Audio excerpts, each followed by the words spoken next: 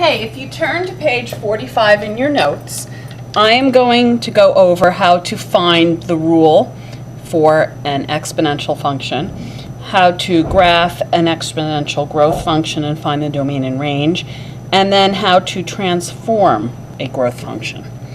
Okay, so first, on page 45, you see a table.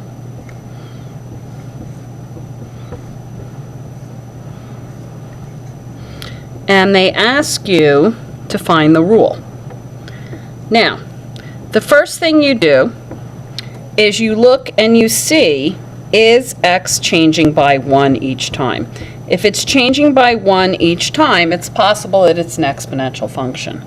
Now we want to see if this is a geometric sequence or an arithmetic sequence. In other words, is it increasing by the same number each time, either positive or negative, or is it being multiplied by the same number?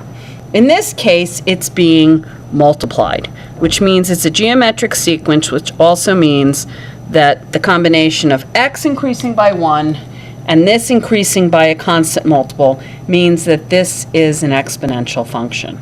So we know an exponential function is in this form. So we have to figure out what is a, what is b, and what is x. I'm sorry, what is a and what is b.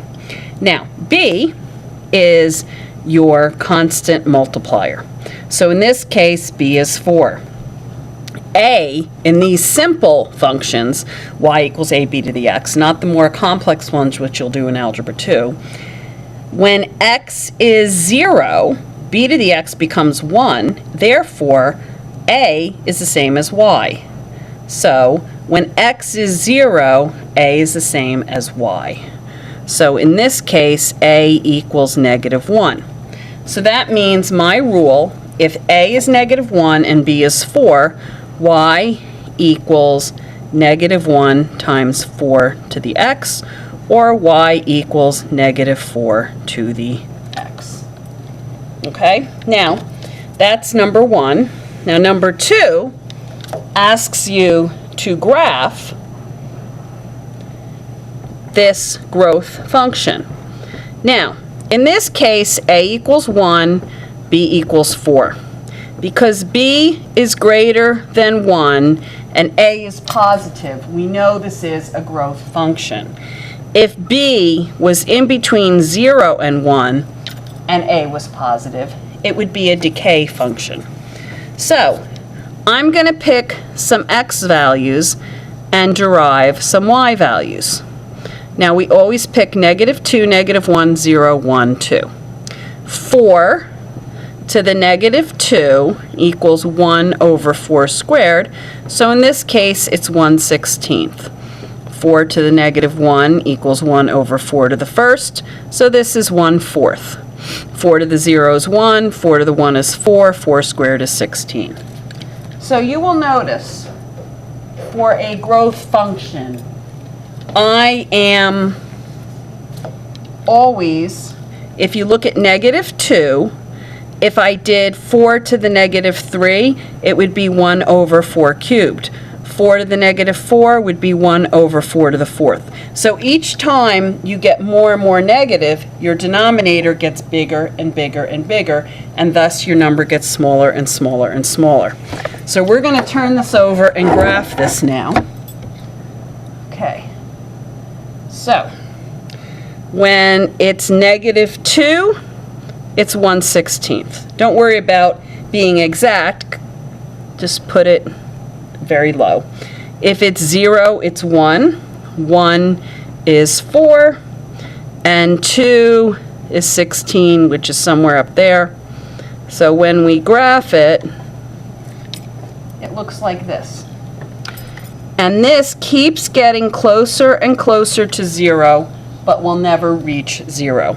Here, the x-axis is what we call an asymptote. The function will never cross over the x-axis. It will just keep getting closer and closer and closer to 0, but will never hit 0. And in this direction, it just keeps getting bigger and bigger and bigger. So the domain in this case is all real numbers, and the range is y is greater than 0. y will never equal 0, but it will always be greater than 0. Now, to do number 3, they want us to do y equals negative 2 times 3 to the x. Now, this, because b is greater than 1, this would be a growth function if it was just y equals 3 to the x. But because a is negative, this is a reflection of a growth function, which is neither growth nor decay. So, where the growth function would look something like this, the reflection would look something like this. Not only is this reflecting, but it's also stretching. So this is a stretch because the absolute value of a is greater than 1. And it's a reflection because a is negative. So again, we're going to set up a table. We're going to pick the numbers negative 2, negative 1, 0, 1, and 2. And our function is y equals negative 2 times 3 to the x. Now first, I'm going to do y equals 3 to the x. 3 to the x would be 3 to the negative 2. 3 to the negative 2 means 1 over 3 squared, which is 1/9. This is 3 to the negative 1, which is 1 over 3. This is 3 to the 0, which is 1, 3, and 9. Now, I'm going to multiply everything here by negative 2. So this becomes negative 2/9, negative 2/3, negative 2, negative 6, negative 18. So what I did here was I found the parent function, and then I multiplied it by negative 2. So now, I'm going to turn this over to graph it. And the parent function would be 1/9, 1/3, 1, 3, and 9. So this would be my parent function, and this would be negative 2, negative 2/9, negative 2/3, negative 2, 1 is negative 6, and it just keeps going down steeper and steeper.